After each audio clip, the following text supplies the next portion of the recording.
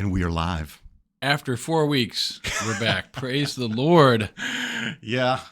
I don't know whose fault that is. I think it's your fault. Probably. I'm just kidding. I took off, but then you took off. No, it was just, I took off, you took off, and then it was Holy Week. Holy Week, and then when the offices were closed there. What a magnificent Easter, though, it was. It was tremendous. 11 catechumens, baptized, confirmed, first communion, then 3 full communion, 3 people entering the church. Beautiful, absolutely beautiful. That's always bittersweet for me. So I've done this for 2 years. This is my third, I guess you could say, class. And every time we end, right before we end, it's like we become like a community of people. Right. And built some relationships. And so it's bittersweet. What's bitter is that, that community will not ever be the same again, but it's so sweet to see them. They have reached what they were desiring to reach, from the very beginning, which is baptism and full communion with the Catholic Church is really awesome. And just hearing them, we had brunch with them last Sunday. I was able to have brunch with all of them, which is a little new tradition we have here now. And so it was beautiful to hear them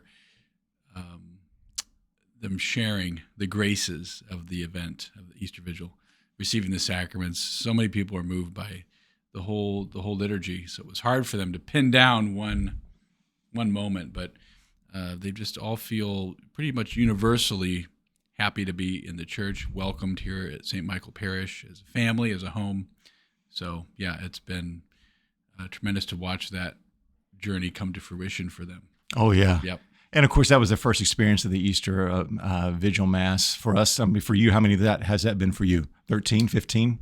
As pastor, I've had, that would have been 7. My 1 year as a pastor, and then I'm into my 6th here. So it'd be, I think I've had, probably 8 vigils. Okay. I just remember my first Easter Vigil when the lights came on and just all the drama, and it just hit me like a ton of bricks, just how amazing it was. Of course, this year I knew it was happening, but it was still glorious. Mm-hmm. But for them to experience that for the first time, and we had a lot of people here as well. It's just a beautiful Mass. And then, of course, the Mass ends and the Lent is over. Right, yes.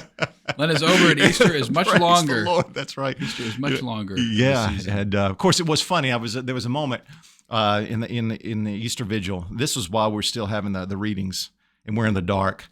I had the candles that the catechumens would hold, that the sponsors would light, and they would hold after their baptisms, and I realized one of them was broken. And so I had this kind of moment these are the things that people don't realize happen, kind of behind the scenes. And of course, I learned very early on that you should never look like you're in a panic, like a flight attendant. If a flight attendant has a look of panic, everybody else will panic. Right. So so you should never look like, oh my gosh, what's happening? Right. Everybody else will be like, what? So I was just very calm. I was thinking, I looked down and I noticed one of those candles was just broken. It's like, what am I going to do? Because I just had this, I kept playing in my mind, I'm going to have to end up handing one of these sponsors, who will then hand it to the catechumen, a broken candle. Right. So when the deacons took the catechumens out, you started walking around, we were singing the Litany of Saints. I just made a beeline for the baptismal font. I looked at the Andrew, who was not the MC, but one of the MCs, and I was like, one more. And he goes, one more. I said, one more. And so he goes back. Here comes Deacon with the train, and then Andrew and I just do a little relay. He takes my broken candle. I get the fresh one, and then I distribute them all, and no one knew what happened. I didn't even know. Yes, I love it when nobody realizes that there was a blunder almost. They were all watching the catechumens process the baptismal font. Everybody's smiling and loving it. You have to improvise those things. Right, it reminds me there was a time when I was. Back in my old career, I was officiating a wedding, and someone forgot the ring. Oh wow! There was no ring. Oh boy! And they looked at me, and of course I'm sitting there with the liturgy and the books and everything, and I just very gently slipped off. Not my wedding ring, but I had a college ring on. Nobody saw it, and I just said. Gave it to the bride, and she placed it on the groom's finger. No one knew. Wow. And of course, I said, although all 3 of us were in a total or 4 of us, because the ring bearer was like, I got nothing. Right. All 4 of us were in a panic. We have made a lasting memory. That's right. And I bet them to this day they still laugh and remember that. But in the moment, it was panic. Oh yeah, sure. Yeah. Wow. But you had a happy fault. Yes, at the Easter Vigil. It sure did. So the Chrism Mass is always a few days. It's always Tuesday of Holy Week.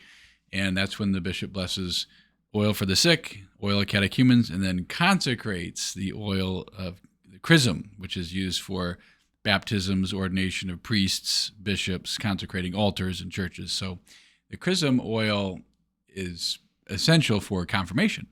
And so I have these 3 golden reservoirs that I bought some years ago for the holy oils to be kept in the church, and they have little tiny lettering on them that tell you which is which. And the lids have a label, and the base also has a label, and they, obviously they match. It's labeled twice. Well, the lids, I think, were mismatched when the oils are being filled by the volunteers at the cathedral. So we give them our oils. The old oils are, removed, and then they fill it with the new oil from the chrism mass.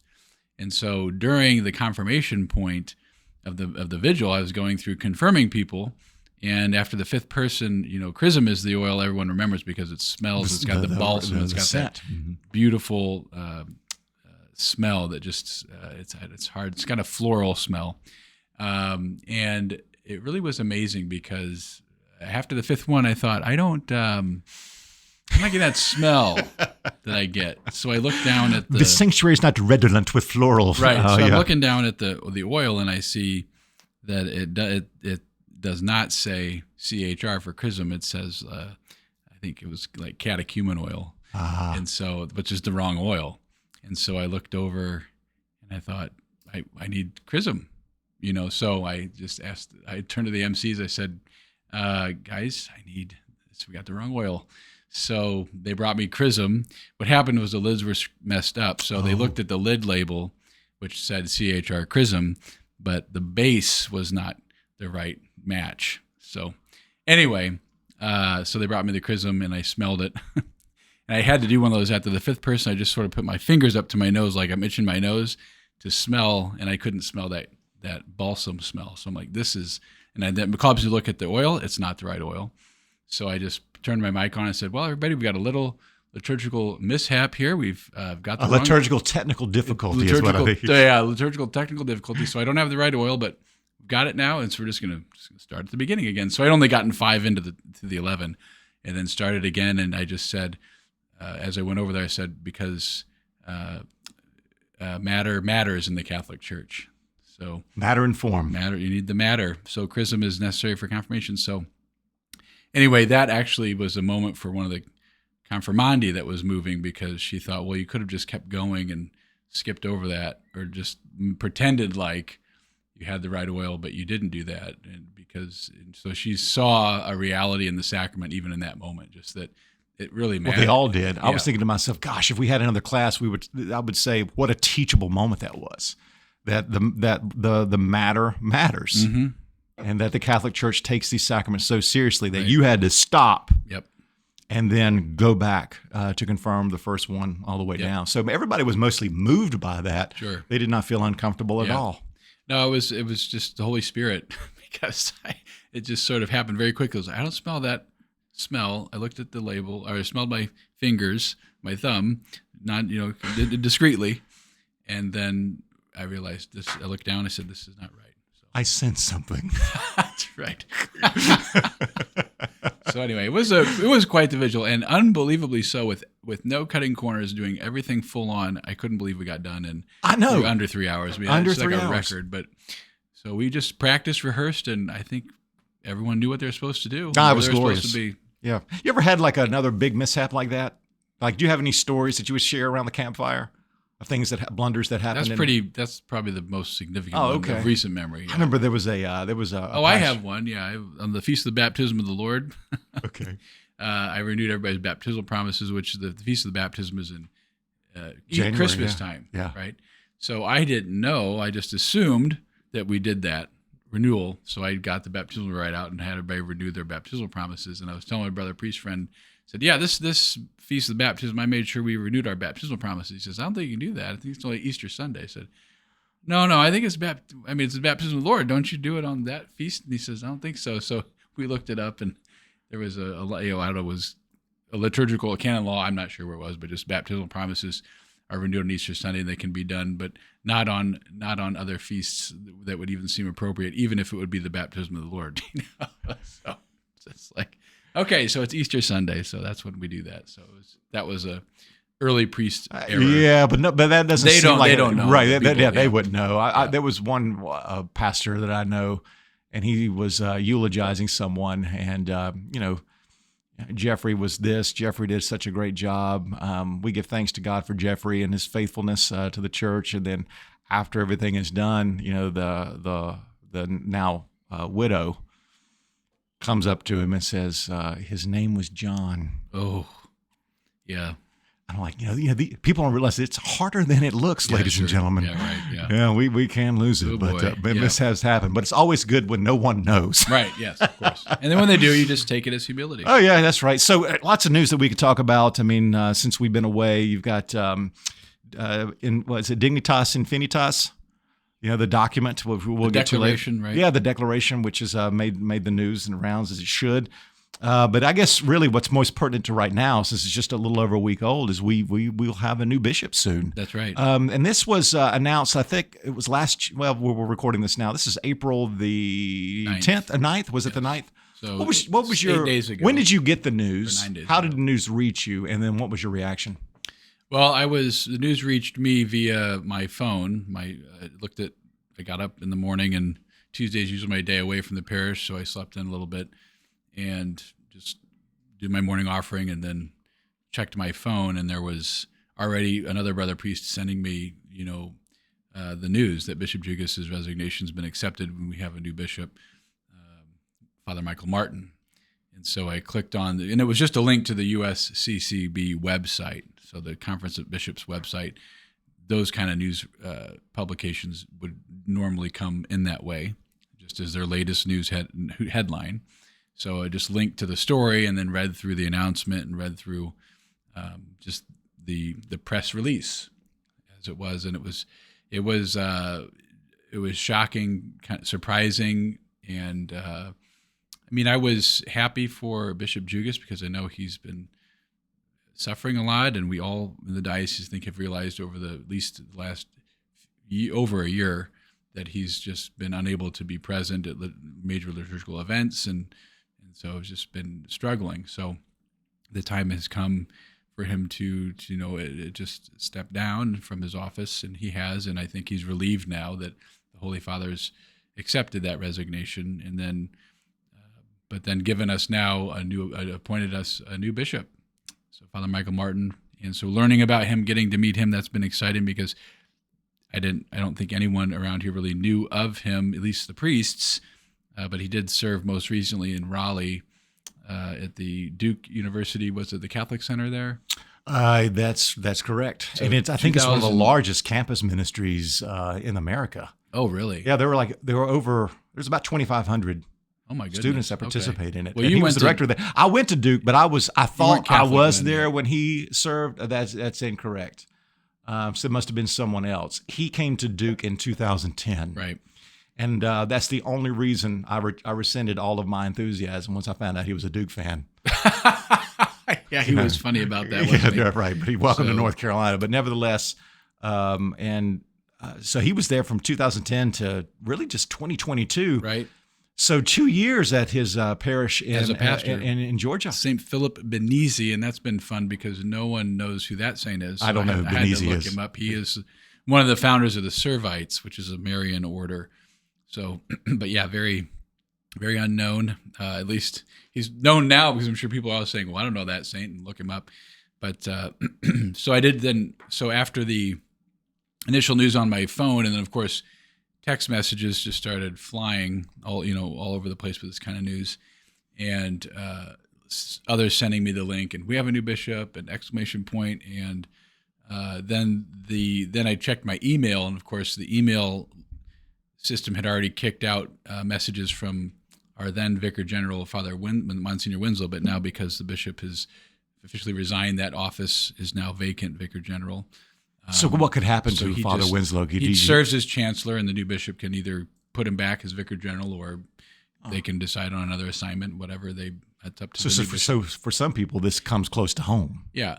This is like really close to home. Everybody in the chancery on some level too. So, it's sort of like a president. New president comes in, the cabinet that's there, they're going to still be the same or not, or, there are some positions that, out of courtesy, submit resignation letters to the new bishop, just because if he still wants to have them, great, but they just resign because it's a new time and whatever, let the guy make his own decisions and pick his own people, and he may just keep the whole team, or who knows. I mean, it's going to just be very different. We should expect that, but no one has any idea.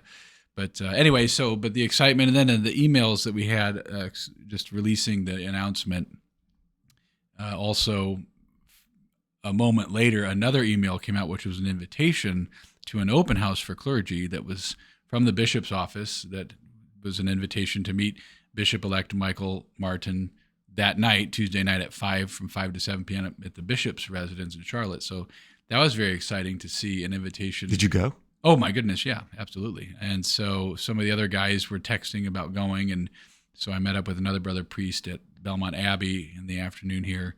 And then we drove to Charlotte together, just excited and sort of eager. Just how's he going to meet him in person already within a few hours? The press conference that was hosted was excellent, I thought. And he did very, very well. And just in front of a camera, all the cameras of the area and the media, I can't imagine the kind of the fear and the overwhelmed sense a human being, a man, would feel at becoming a bishop, because it's such a fear and trembling. Well, it's just such a. I mean, the process is interesting, to say the least. I mean, the way it usually happens is that if Rome is looking for priests to be considered as bishops, there's solicitations that are sent out to, I think, priests, and it's never really known who they would be. They get something in the mail and they open it, it says you're under the pontifical seal, the secret now, so they can't say they got asked about 3 names, so put down 3 names of priests they feel would be a worthy person to serve in the episcopacy, okay? And then those names, I think, are sent to the local metropolitan, and then in our case that would be Archbishop Gregory Hartmeyer in Atlanta. And then I think he reviews those names and he can give his own input, I believe, and he can add names or, maybe not have a name on there. And then that list, if it's consolidated, I don't know if it's reduced to 3, and then it goes to the nuncio. And then the nuncio. Who was the nuncio? It's now cardinal. He was made a cardinal at the last consistory. It's Christophe Pierre. Yeah. So for those who are new to Catholicism or maybe just don't know, what's the job of a nuncio? He's basically the presence of the Holy Father in a country. I think it's mostly countries. So he's if there's someone who has like a line on the phone to call the Pope, it probably would be the nuncio. Wow. As far as that's concerned. So the nuncio's job, I don't know much about it, but I would say it's certainly going to be about new bishops. A lot of his role will be about helping discern men for the episcopacy, probably, getting personnel files. I don't know, just getting it ready to send to the Holy Father. So when the Holy Father gets a list, which I assume by then would only be 3 names, the Holy Father always is free to do what he wants. He could pick one of those 3 or pick somebody else. So Michael Martin is bishop, probably because his name was inserted somewhere in the whole process by those who were solicited for names. Okay. And then the nuncio, you probably had to do his homework on Father Martin? Sure. Yeah. Yep. And then, and so the unique thing about Charlotte is that sometimes when bishops resign, there's not a new bishop already named, but in this case, he was already. So some dioceses are still waiting for, and it's difficult now because obviously priests say no to the call. So then what happens is the Holy Father gets the list, picks a name, the nuncio's informed, then it's the nuncio's job to call that priest and basically, the conversation always just seems to be very, very brief, like ripping a Band-Aid off. He just, hello, the Holy Father has appointed you to be the next bishop of Charlotte, North Carolina. Do you accept? I think that's it. Like, it's just a scripted. Your life has that's changed. It. In 5 seconds, so I've heard only a few bishops share their stories about that event. Bishop Jugas was doing his pastoral work in Monroe as pastor of Our Lady of Lourdes when he was called by the nuncio at the time and appointed by Pope John Paul II to be the 4th bishop of Charlotte. Probably, I suppose some men cry and hang up the phone and have just a lot of emotional. I don't know how you couldn't have an emotional response at something like that. So the story is other priests are saying no to the episcopacy. It's a very difficult life now being a leader in the church today. See, I thought you couldn't say no. Well, I mean, I suppose one has to just pray about that kind of a thing. I mean, even saints that we know of, I can't think off the top of my head, but some of them did not want to be bishops and stayed where they were. Okay. And I don't know. I mean, maybe I have no idea. I mean, I figure if your name got the Pope and even knows you exist and that happens, I would just say it must be an act of God, because how in the world would it get up to that point, unless one was involved in careerism and work in the system as it was the bureaucracy. But I mean, most of these other guys are just blown away by the reality of it. So I think what I was told was that it was the Monday of Holy Week that Bishop-elect Michael Martin received his phone call from the nuncio. And I think from what little story I know already that he, I suppose, shared was just that he didn't answer the phone. He had a meeting, and he, because now our phones will dictate the text message to you, but the Cardinal's, he has a very thick French accent, so it was a little sketchy. And I think he probably was a little afraid to make the call back. And but it's pretty. So now this is a question that was asked. What about, he's religious? He's a Franciscan, OFM conventual. So Franciscans are under a superior. So how can a man say yes to being a bishop if he's in a religious community? Doesn't he have to get permission from his superior, right, who assigns them to all of their ministries? So I learned that the way that I think the nuncio asked the question is, for a religious who's being asked to be a bishop, is, hello, the Holy Father is asking your permission that you transfer your vows to himself. So once that happens, that's because, now. Yeah, that's right. He's under. So what he says, Jeff, so I mean, basically the Holy Father can ask anybody. And in this case, it would be a Franciscan to a Franciscan, right? Well, Pope Francis is Jesuit. Okay, that's right. That's yeah. right. It's funny, and I'm sure he's probably yeah. snickering that people believe he's Franciscan because he chose. And I just fell for it too. Yeah. But it's okay. Other people have all said that. Well, he's a Franciscan. I said he's actually a Jesuit. Yeah. But the reality is that the truth of it is that none, as I understand it, none of them are actually in the religious community from that moment. No, yeah, I did a little research on conventuals. So we can get into that a little bit later. So even Cardinal Sean O'Malley in Boston, I think he's a Franciscan. Is that right? OFM, but he's not conventual. He'll wear his brown robe a lot. And then I've obviously Bishop Sean O'Malley. That's right. He is Cardinal or Archbishop Gregory Hartmeyer is an OFM conventual, so obviously he and Father Michael are in the same religious community and know each other very well, and have known each other for a long time, as I recently learned in visiting with Bishop-elect. But I've seen Archbishop Hartmeyer in his gray Franciscan robe in different movie.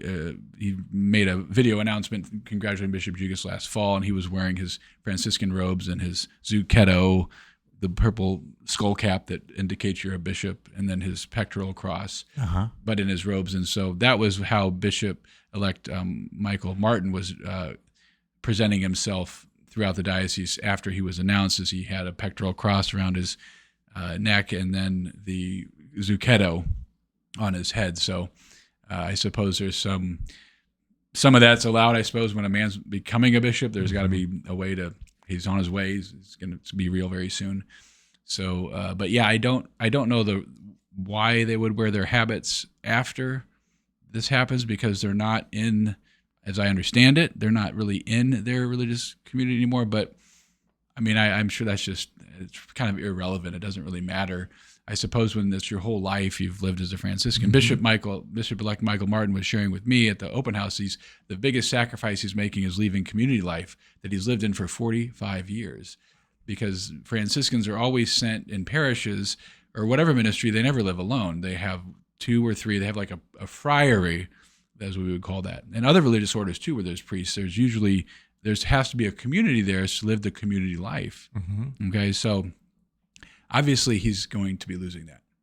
And I think that was his biggest sort of like if I was tempted to say no, it was that to leave. This part of his life has died. This is the dying of part of his life. Yes. So it was just, but it was great to meet him. And but the funny thing though is I was talking about the habits, and I thought the other day I said, well, the only reason the Pope wears white is because a Dominican, I think it was Pius V, became Pope, and then he just kept wearing white with the Dominican habit. So, I mean, if you say, well, they're not really part of the religious community where they really can't wear their habits, like, well, I'm not sure it really matters. And if anything, it's homage of a love of the community that they were once part of. I mean, even the Pope, I'm not sure you could say the Pope is he still a Jesuit? Right. He's the Holy Father. So at any rate, it's all very interesting. It's all very new. It's been 20 years since our last bishop was ordained and consecrated here in the Diocese of Charlotte. So for us, it's been quite a run of having the same bishop. Other dioceses might have new bishops within maybe 12 or 13 or 14 years, but 20 is a pretty good run. Very much so. And I was really surprised that he actually tried to resign last June, and which means he was probably asked. I mean, my take on this, he was asked to stay on his post while they resolved this and found the right successor. Yeah, it really is going to be always up to what the Holy Father wants to do in the end. So we have to really clarify that that it's only the Pope makes bishops. So this is where Rome is immediate to us now. Oh, we just think, well, the Roman, they're way out there. The Holy Pontiff, he's way out there. He's out there. But Pope Francis has placed his hand on this diocese and impacted it for forever. I mean, the trajectory of our diocese and the leadership and what will happen in our diocese. The last time Rome made a direct, impact was under the pontificate of Pope John Paul II. So that was where Bishop Jugas was appointed. So this is all of a sudden Pope Francis is, very cognizantly done something directly to this region. Yes, where the local church is situated, and I'm just very excited for Bishop elect Michael Martin. He was at the open house, just meeting him and seeing him interact with the other priests. He's just very excited. It's very clear that he has lived in community because he's just very comfortable meeting, all of us different priests and spending time, very intentional, coming around the room and making sure that he met with each of us. And there was a line forming at the house to greet him, but he decided to move down the line. Instead of us going to him, he would come to us. He just sort of told us, relax. You don't have to, don't wait all the way outside. Come in, and relax, sit down. I'll meet everybody. I want to meet everybody that's here. So it was very, very relaxed. I stayed for a good little while, probably about an hour and 10 minutes, and it wrapped up about 6:45. And it was short notice, so a lot of guys couldn't come. Oh, sure. So many of our priests live 2 to 3 hours away. So if they're out in the west part of but he's very excited, as you heard in the press conference, to get out and see the parishes and see the people. And I know that he's very solicitous about the priests too. I've heard that he had already mentioned too, one of the things that he's here for priests. That's one of his priority really is the priests.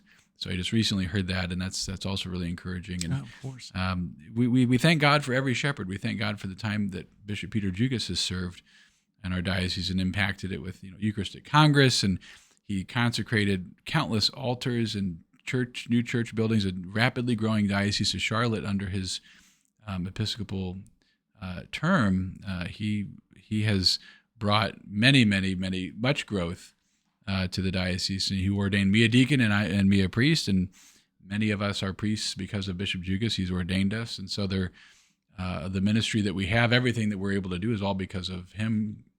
Ultimately, because he's ordained us, so our life as priests happen by his hands, his imposition of hands. But we recognize as priests, we pray at ordination. Every ordination you go to will hear the same promise. Do you promise obedience to me and my successors? So it doesn't matter who the next bishop is. We've already promised obedience and respect to him now, as he gets ready to Bishop-elect Martin, as he gets ready to assume office. So what's interesting about that is that there's a little. I'm not. People say ordination and consecration, but I think it really seems to be that the bishop he's going to be, Father Michael Martin will be consecrated a bishop on May 29th at 1 p.m. at St. Mark Church in Huntersville. And so there are usually a few other bishops there. I think there's 3. They call them co-consecrators. So it really is from the office of bishop that they impart the office.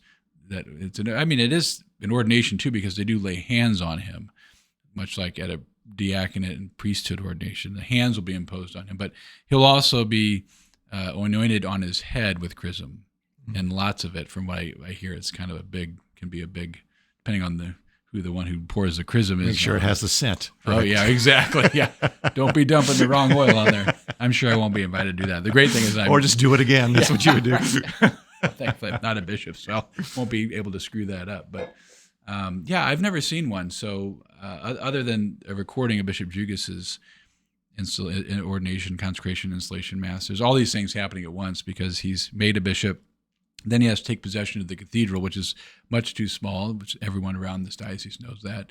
So there might be a separate either mass or ceremony where he'll be taken to the cathedral in Charlotte, and then he takes possession of it, meaning the cathedra is here, this is your church and your diocese now.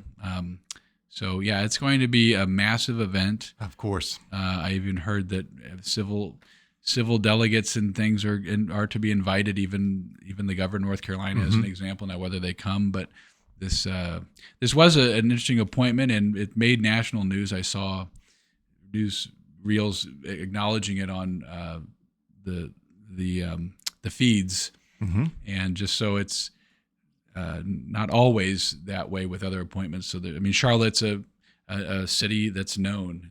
It's a famous area. People want to go here, and so even church news hits like that. So it's going to be very exciting to see this happen, and but it's going to be very different. Sure. Well, his background, a conventual. So I did a little bit of research on the conventual identity, and it seems to be it's a branch of the Franciscan order. And to make it very short, they seem to have really going back to the Middle Ages. They are concentrated mostly in the urban areas. Now, I went to their website, and a couple of the paragraphs there, it says that our friars' ministries are very diverse, but we have one thing in common: we strive to help those in need, especially those on the margins. Mm-hmm. So this will be the overall thrust of his mission: people who live outside of socially accepted norms or who lack social power. It can refer to homeless people, poor people, criminals, mentally ill people, discriminated, racial, religious groups, etc. We serve and live by the example of St. Francis. We plant seeds of hope in communities through our ministry work. So they're within a community. They're not cloistered somewhere, but they're usually within kind of an urban setting, serving there, but primarily those who are on the margins. That's just what they do. One of the things so his first day on the ground here, Bishop-elect Martin, was after the press conference at the Chancery. The Chancery does have food distribution to those in need on certain days of the week, maybe even every day, I'm not sure, but that was happening that morning, and Bishop-elect went down there to help hand out food, and there's a picture of him meeting some people in a vehicle, handing food and praying with them. And then the next thing was they went to Belmont, I believe, which was probably about a 15, 20-minute drive for them to get him to Belmont, and he went to Holy Angels. And Holy Angels is a ministry of the Sisters of Mercy, and it is for those who have special needs. Yes. And so it's I think a care facility, and so he went there. There's a picture of a little baby, a tiny little baby, that I saw the News Herald take a photograph of, a little baby kind of reaching for his cross, and he was holding the little baby, and that was a very moving photo. And then after that, I guess he went to Cherubs, which is a little cafe, yes, I've been there. Yep. Cafe in Belmont, which is run by those who are part of Holy Angels who have a degree of special need, but they're work serving there. They work and serve, there. And they're able to. And it's a wonderful little cafe, and they're just wonderful people, friendly, and it's great to see what it is. It helps. It allows them to be in the community, part of the community, and even holding jobs, taking on responsibilities. So that's what Cherubs is. So he went there for a lunch with some of the, I suppose, just probably some priests who are maybe in vicar positions of different things, and had lunch with them. So that was good. Interesting that that could have been organized maybe in a way of, well, maybe it should be like a larger group in a larger restaurant with maybe not like a cafe, but maybe nicer restaurant, as you would say, maybe more elegant. I don't know.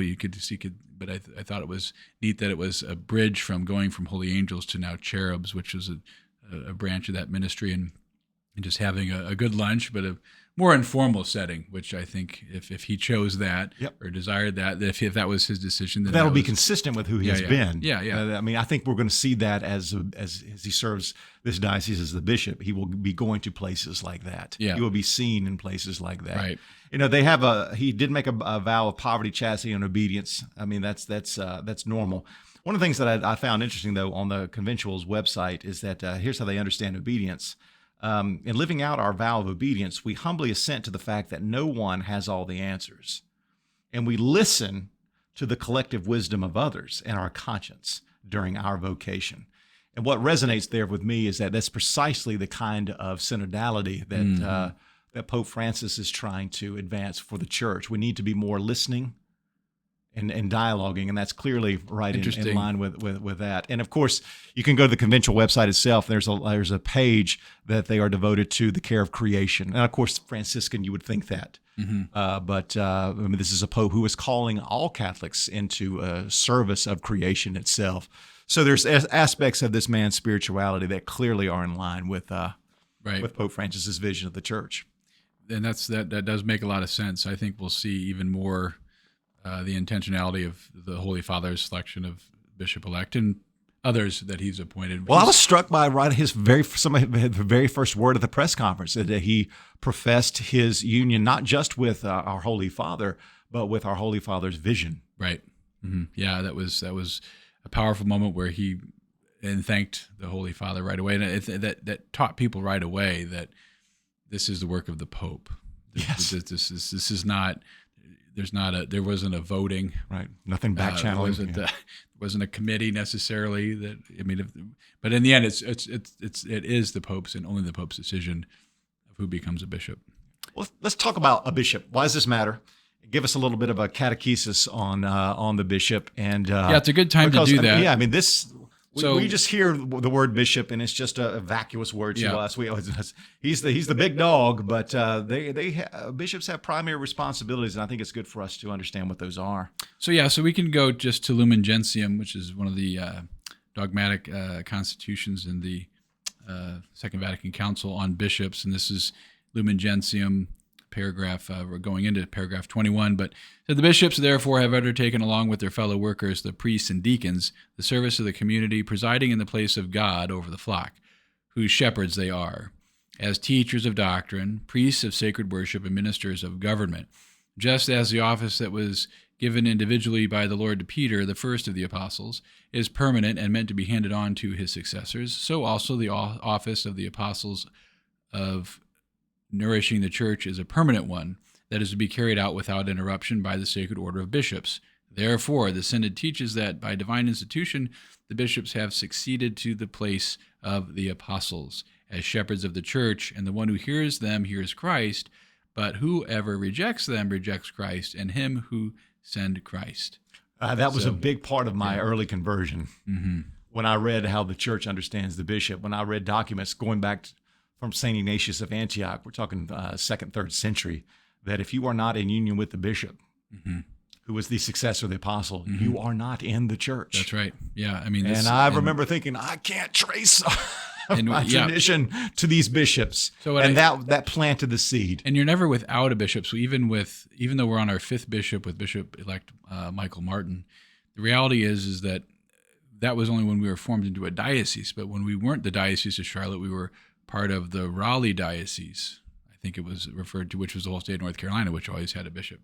So even if there's no bishop in place, even how we started out here in North Carolina, which is interesting history, is that it was Abbot Leo Haid, the founding abbot of the Belmont Abbey Monastery and College, was sent here with 10 monks from Latrobe, Pennsylvania, and Rome asked Abbot Leo to be apostolic administrator, I believe, which basically they vested him with authority of a bishop, but he wasn't ever necessarily, I think, he was still abbot, but then also basically a bishop as well. So he was able to ordain priests and did, and found and consecrate churches and did, including this one.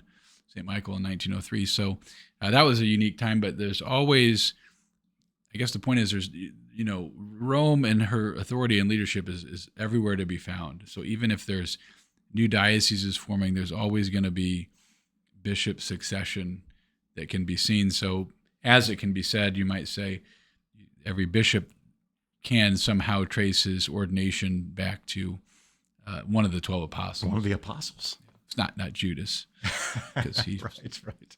But the Matthias. Yeah. But yeah, that the apostle, their successors of the apostles. That's who they are. In union always with the Holy Father. Yeah, that's a good place for me. At paragraph 883, I'm in the Catechism. Yep. It says that the college, or the body of bishops, has no authority unless united with the Roman pontiff, Peter's successor, as its head. So it's all vested in there. And his authority and the bishop and the authority of all the bishops come from their union with the Pope. Right. So they're sent to be, I love that, presiding in the place of God over the flock, as Lumen Gentium says. And that this is further on, and this has been the great duties of them are enriched by Christ with a special outpouring of the Holy Spirit who came down upon them, and by the imposition of hands handed on the spiritual gift to their helpers. And this has been seen handed down to us in episcopal consecration. So I guess the language is really episcopal consecration, and that's probably what is happening for Bishop-elect on May 29th, to be more precise on that. But yeah, they are sent to, let's see, there's another.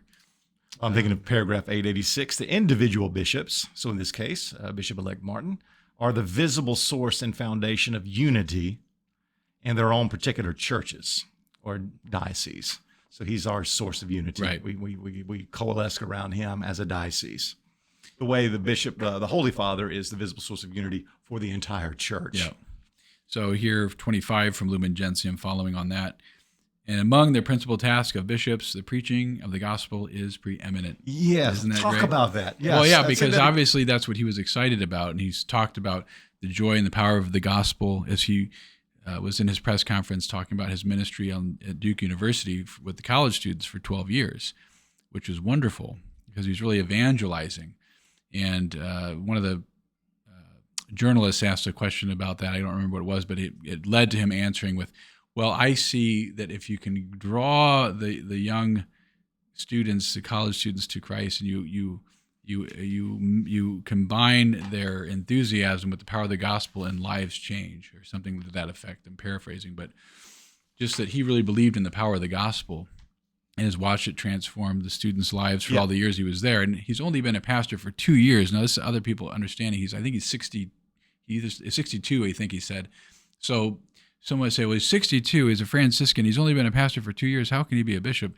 The Holy Father, Pope Francis, seems to be selecting a unique crop of men to be bishops, which doesn't necessarily indicate that he's looking for someone who's been, quote, an administrator or have a lot of administrative But that's not their preeminent role. Right. Yeah. Their preeminent role is to preach the gospel. But on your point about the young, there was another article, and someone asked him about the young people, and I liked his response. The church, or at least the media, can present to the public that young people are fleeing the church. It's very pessimistic. Mm-hmm. He says, I am not a person who feels like the youth in our country is lost. Quite the opposite. And he says it comes down to how you preach the good news. It needs to be conveyed clearly and with joy. Mm-hmm. Yeah. And that comes from his experience of working with all these young people. Right. He sees what God is doing in the lives of these young people. And he, like I said, if the listeners haven't seen the press conference, do go to the Charlotte Diocese website. I'm sure it's still there, the YouTube link. And then also you can search Bishop-elect Michael Martin. He's at St. Philip Benizi, and they have on their website the press conference linked as well. Just amazing that he is so ready to get out and see the parishes and meet the people. And he's been very solicitous to the priests already, and already knowing from other conversations I have with some of my brothers that there's a particular brother priest that I and others know, and he's been having a hard time, just struggling a bit with some things for some time. And so I recently learned that Bishop-elect had already reached out to him. I was able to just talk with him and speak with him, and it blew me away. That he's. Why I'm bringing that up is because he's clearly eager. He's not going to be technically the bishop until the 29th of May, but here we are. It's April 18th, and he's just a month away. He's just moving right along, and very ready to be the next shepherd, and to really the fraternity. I think that he'll be able to nourish among the presbyterate will be wonderful as well. And every man's different, every bishop's different, every leadership style is different, and I think that Bishop-elect is going to be bringing a very unique style that, again, we all don't really know, because we don't really know him and he doesn't know us. But from what I'm learning and hearing is just a great eagerness to just be the shepherd, and his gratitude for following Bishop Jugis and inheriting all the great pastoral work that he has done. That it's going to be a new time for us.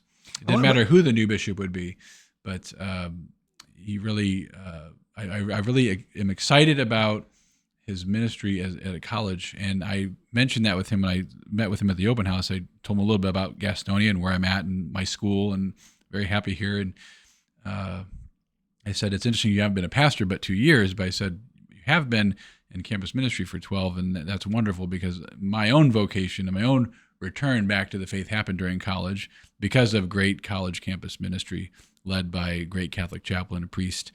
And just if that wasn't there, I told him, I don't know if I'd be Catholic. I don't know if I'd be a priest. I don't know. But man, how important is college campus ministry even today? Even Bishop Barron, Word on Fire, he was just again on one of his sermon podcasts saying that so much of Word on Fire has been geared toward the NONEs, the nuns, the unaffiliated, the disaffiliated, the young adults of today who are not, they're not scripturally formed. They're all all of his ministry is to reach out to them, which is just amazing. And he makes very clear, and they're not coming to us. Right. We're going to create a big program. We're going to create this great environment. They're not coming. We got to go to them. That's right.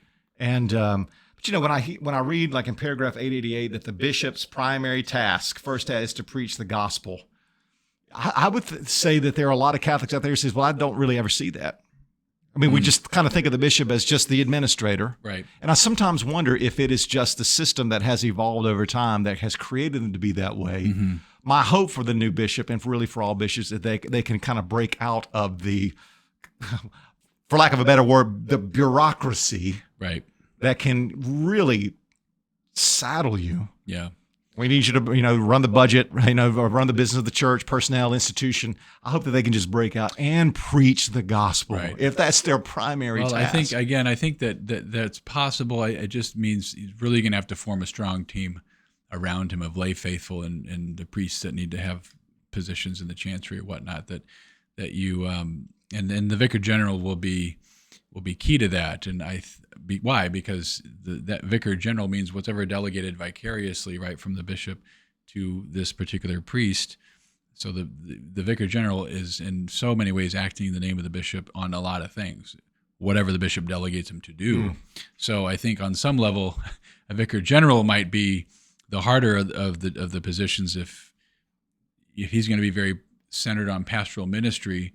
The vicar general is going to probably have to do a lot of administrative actions, so that where the bishop isn't necessarily needed to be present for certain meetings and decisions per se in person, that the vicar general would be doing that, and that he'll be out and about. He's going to be out and about. Yeah, I mean that's that's my hope. Yeah, and yes, and I think his is too, and he must.